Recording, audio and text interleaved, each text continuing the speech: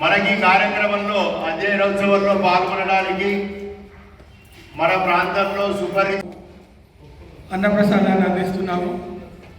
దానిలో భాగంగా ఈరోజు కూడా 12:30కు ఈ అధ్యయనోత్సవాల్లో భాగంగా మహాప్రసాదంగా మనకు అందిస్తున్నాడు వెంకటేశ్వర స్వామి వారు. కాబట్టి ఆ ప్రసాదాన్ని కూడా మీరు 12:30-1 మధ్యలో వచ్చి ఆ ప్రసాదాన్ని తీసుకోవాలని చెప్పి కోరడం జరుగుతుంది.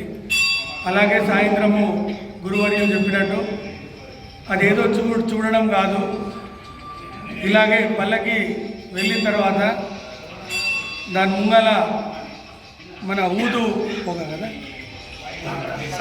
మనం ఎట్లా పురాణాలలో చెప్పిళ్ళు. కాబట్టి ఖచ్చితం సాయంత్రం 6 గంటలకు మీతో పాటు ఇంకా ఎంతమందిని అయితే అంతమందిని తీసుకునండి. సాయంత్రం మనకు అల్పాహారం కూడా ఉంటుంది. కాబట్టి ఇవన్నీ గమనించి మన ఈ పురాతనమైన దేవాలయంలో మీరు ఎంత అచ్చిపోతే అంత బాగుంటుంది. నివేదన, ఆరాధన.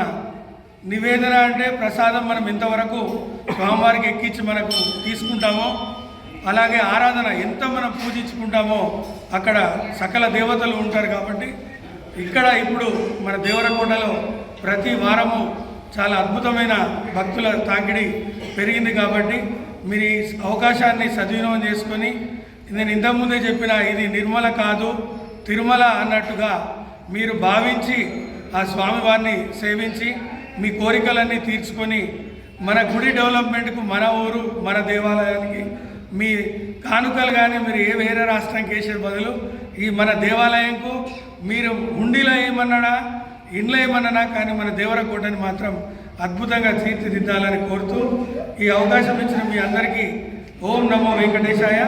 అలాగే ఈ కార్యక్రమం సాయంత్రం ఎలా జరుపుతారో తన 1 నిమిషం గురువర్యులు చెప్తారు.